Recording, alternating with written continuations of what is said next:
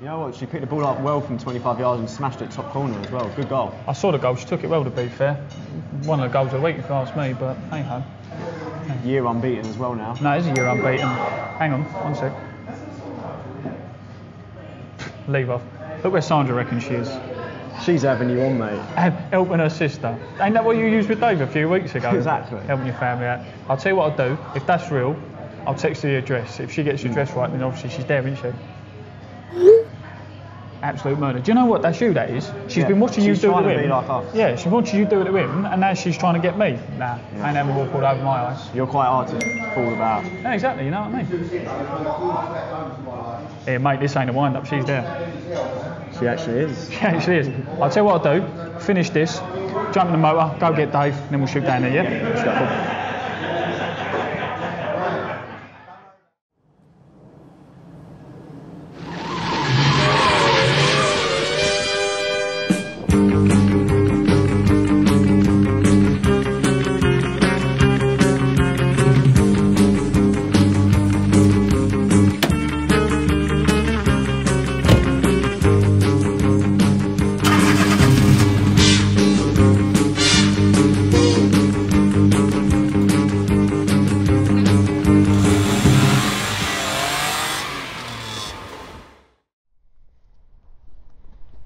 You sure we're in the right place here, Mike? Apparently so, mate, and that's what the A to Z says. Apparently Sandra's got another shift down here helping her sister out or something. Hopefully she's making one of them fanciest coffees I like. I do like a caramel macchiato in the morning. Oh, you and those bloody coffees, eh? Can't you just have a sensible builder strength, eh? Here, where's Dave anyway? Oh, you know me, I've just sent him round to the Quasar around the back. It's £3 an hour to park round there. And he's free to park down here. He's going to love you, mate. I think we're nearly here. Yeah, which does look like the right place after all. Let's go up to the gate here. Looks like Sandra's been keeping here the night before, doesn't it? Right, so Dave's greatest moment was when he got the double jackpot on the Cops and Robbers fruit machine with his last pound. Would you say winning the League One playoff final was a similar feeling? Yeah, definitely. I've had some good moments, but that's up there with the best, and I'll never forget that day and everything else that come with it. So yeah, it was a good moment in my career. What was the best bit? Don't say the final whistle. I was gonna say the after party maybe.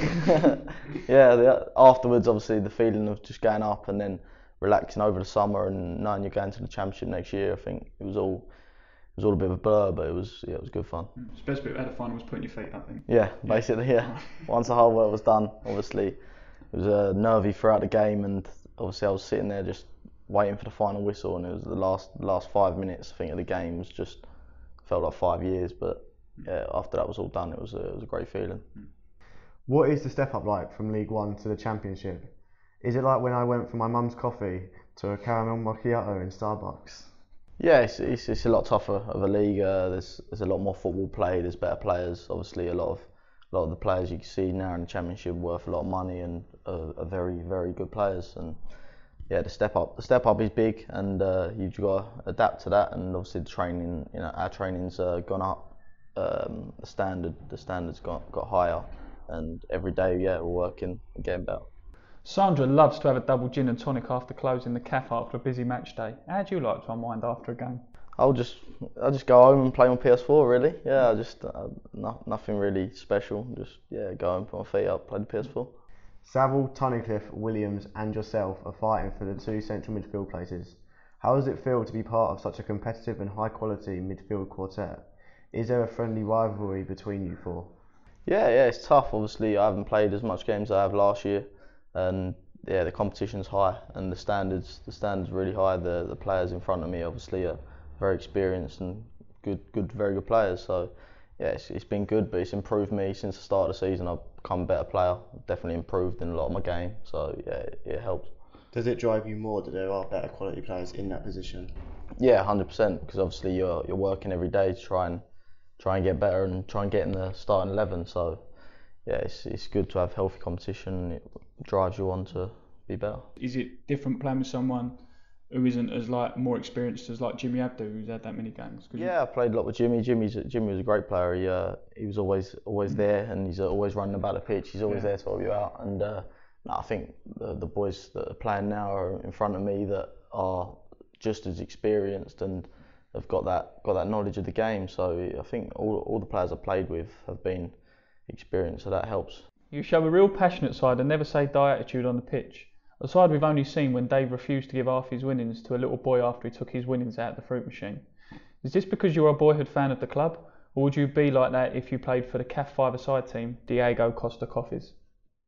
No, that's just me. I think wherever I play, I give 100%, and that's just how I play football. I suppose that's how I've got to where I've got to. And no, obviously there's extra drive being a Millwall fan. You want to win for the club, and obviously all my friends are Millwall fans, so you never want to let them down. But I think that's how I play. I'll give 100% in anything I do. So. Yeah. We've seen your singing on your Instagram when you serenaded Byron Webster recently. Just a little tune here. This one's for you, Byron, the Buff Daddy. I heard that you got a big head and you love the gym and you. This one's for Byron Webster. Hey, Buff Daddy, Buff Daddy. Hey, Byron, big up that thing. And I'm the Buff Daddy. You don't know. Is this a regular thing, or was it spontaneous, like when me and Sandra sang a duet in the CAF? Byron has his moments. He gets a bit down, so I have to cheer him up. So I send him an Instagram video every now and then, or on Snapchat. So yeah, that's my way of cheering Byron up. Dave's taken up fishing to get away from Sandra and degreasing a deep fat fire on a Sunday. As a keen fisherman yourself, can you recommend any lakes in particular for Dave to try his luck at?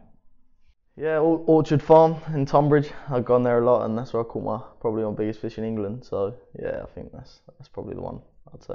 Sandra's best goal was in the second round of the 1971 Greasy Spoon South Eastern Reserves Cup, a goal she still goes on about to this day. What is the best goal you've scored for Millwall? I'd say my favourite was the goal against Shrewsbury at home, the goal of the season. Yeah, it's probably the best of all of them. So obviously, when you scored that goal, sort of what went through your mind as that ball hit the back of the net? Well, that was a blur as well. To be fair, yeah, I think that was my second goal for the club, and obviously it meant something because I think it was an equaliser. So as soon as I scored, I didn't really know what to do. If you see on the highlights, I just run off to the halfway line and rolled on the floor. So yeah, no, it was a special moment, and yeah. What about your goals this season? A couple of them were peaches, weren't they? Yeah, I've in two cup games scored in both of them. So yeah, it's always a great feeling to score. It's a bit surreal, so I always enjoy it. But no, my favourite one was definitely Shrewsbury. The whole side has a togetherness that hasn't really been seen since the 2008 to 2010 years, and some argue has the potential to match the talent of the Millwall promotion side from the early 2000s. Do you agree with this, and what is the secret to this? The team we've got now we've got great team spirit. Everyone gets on. We have like Thursday club. We go out together. We go out for a coffee and go out for food, and everyone's real together. There's no one in the camp that's really stands out that's different to anyone else. Everyone gets on, so I think that's a big part of it as well. Obviously the coaching stepped up, the training standard has got a lot better. Other than that, I think that's the togetherness of the squad is really key. I think everyone works together, everyone wants to do well for each other, so I think that's the key to it all. One of my favourite things, apart from flamboyant coffees and novelty biscuits that Starbucks do at Christmas, is to wind up poor Dave, who is still stuck lost in the car park. Who is the biggest wind-up merchant in the team? Oh, we got a few.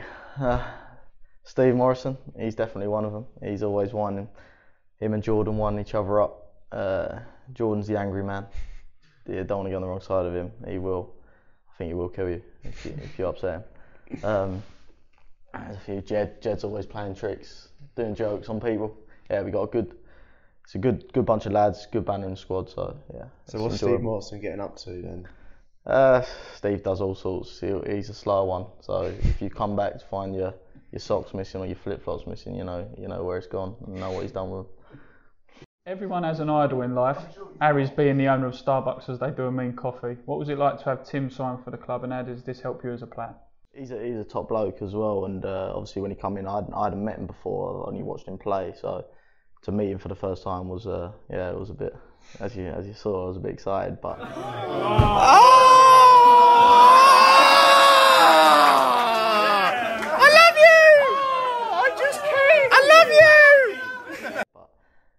What aftershave did you put on before you went to meet? My favourite one. No, he was a top guy, and he's always helping out in the change room. You can see that already. You can see like his experience coming out, and the way he helps the lads, the way he helps younger lads in training. He gives 100% in training as well. He's always on it, and that's good for everyone as well. And he's a top bloke. Whose boots does he clean? No. We don't have that. Everyone cleans their own boots. Obviously, a couple of seasons ago, we had the chance for fans and players to design their own away kit. This was your design here. The winning kit, however, was by the MSC chairman, Catherine. Yeah, we're not too far away, are we? That is you pictured in the kit. Yeah. Do you feel yours should have won? Yeah, I think mine definitely should have been on there. And do you feel she ripped off your design? Yeah, she copied me a bit. She was copying me there. But it's, my one's definitely better. 100%. Yeah. Dave has a penchant for and a sideline in producing some deep techno. You can often find him downstairs in Fabric at 5 AM on a Sunday morning. What is the music like in the dressing room before a game? We talking clubbing music or something smooth? Who's in control of it? Start of the season, it was Aidan that was controlling the music, but obviously where he's injured now, he's not in the change room, so I've had control of music for a good few weeks, to be fair. Yeah. So obviously my music's top drawer. Obviously I'll get the dressing room going, get them buzzing. It's not too bad, to be fair. Nothing too special. Finally, after an impressive start to your Millwall career, where you are a role model to many young fans who want to play for the Lions, where can you see your career going in 5 years' time? Well, I'd hope I'll still be here at Millwall. I hope that, I'll be here for as long as possible. So I have to see what happens, but football can take a turn any time, so you never know. But yeah, I'd love to still be here at Millwall. Nailed it. We're the Greasy Spoon Fellas. If you enjoyed that video, why not watch another one? Click the video choices on screen now to get on watching in full. Don't forget to subscribe, click on our logo there on the left and press subscribe. Easy.